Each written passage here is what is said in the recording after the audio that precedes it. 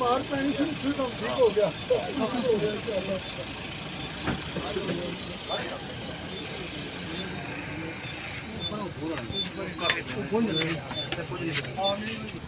जी इधर आओ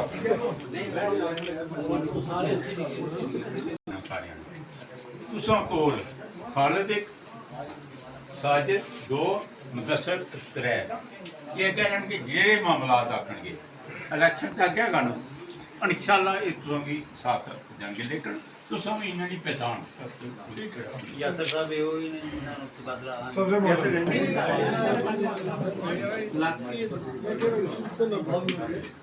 पता लगा कि इस तरह